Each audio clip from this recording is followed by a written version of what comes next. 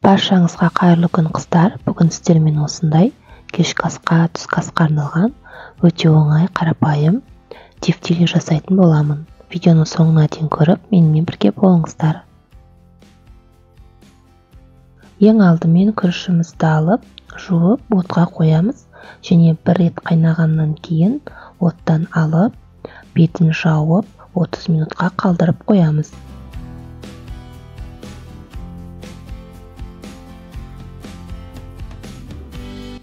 Енді соус дайындайтын боламыз. Бұл үшін қаймағымыздың үстіне жұмыртқаны, 1 ас қасық ұнымызды, 1 шай қасық паприка ұнтағын, 1 шай қасық тұзымызды және 2 ас қасық томатты, оның үстінен 200 мл суымызды құйып, барлығын бір келкі масса болғанша араластырып аламыз.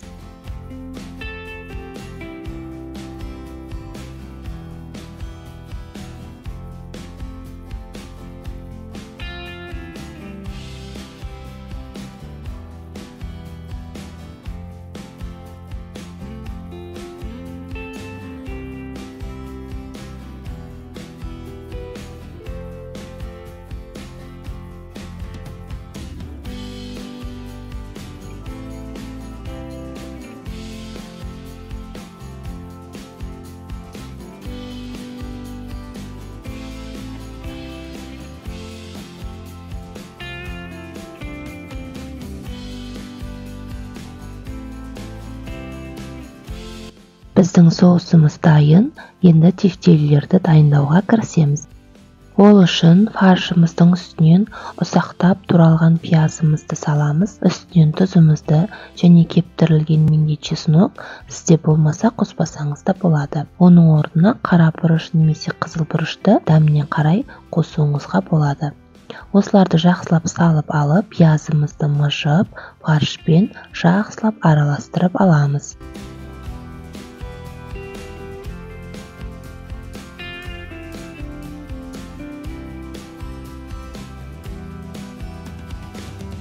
Үстінен күрішімізді және 1 жұмыртқамызды салып, барлығын араластырамыз.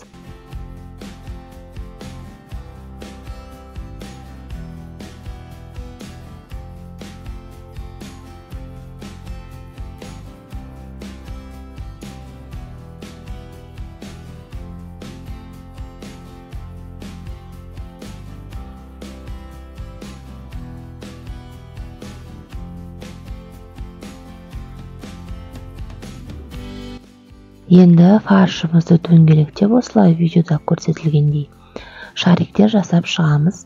Қалауыңыз бойынша үлкен, кішкентай етіп жасасаңыз болады. Мен осылай барлығын шариктерді жасап шығатын боламын.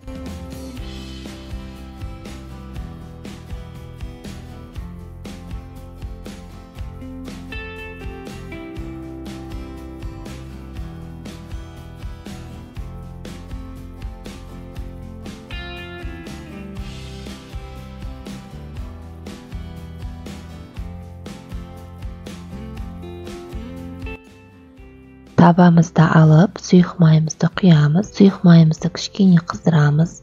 Қызған кезінде ұсақтап туралған 1 пиязымызды салып, қызартып, кішкене 1 минуттай қуырып аламыз. Оның үстінен үккіштен өткен, майдаланып өткен сәбізімізді саламыз. Және осы жерде мен тұзды саламын. Дәміне қарай түрлі дәмдеуіштерді қоссаңыз болады. Барлығын жақсылап қуырамыз. 5-10 минуттай ғана қуырамыз. Және қуырылып болғаннан кейін осы массаның үстіне тефтелиларды орналастырамыз. Отымызды кішкене баяу отқа түсіреміз. Себебі орналастыру барысында соусты құямын дегенше асты күйіп кетуі мүмкін. Сондықтан тефтелилерді орналастырып болғанша отыңызды баяу түсіріп қойыңыз. Осылай барлығын орналастырып шықтым. Енді дайындап қойған соусымызды үстінен құйып, қақпағын жауып, орташа отта пісіріп алатын боламыз.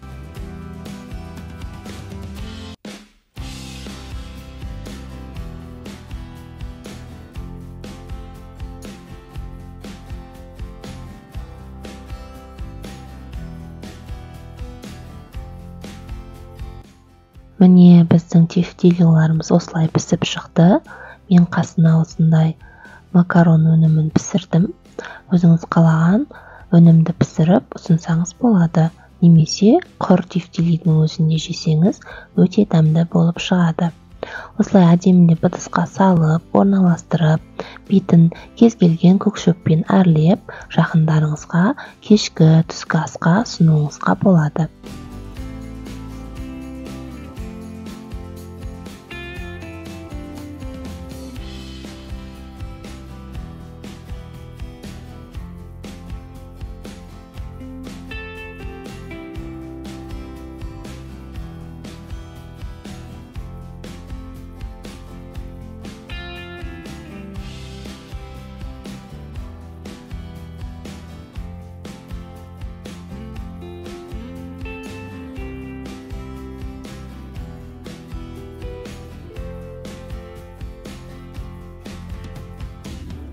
Осылай өте әдемі болып, дәмі де әдемі болып шығады.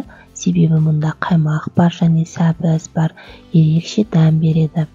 Барлықтарыңызға ас болсын. Менің арнама тіркелмеген болсаңыздар, қоңырауша белгісін басып тіркеліп алыңыздар және менің жаңа видеоларымда қолдау білдіріп, әрдайым аман болыңыздар.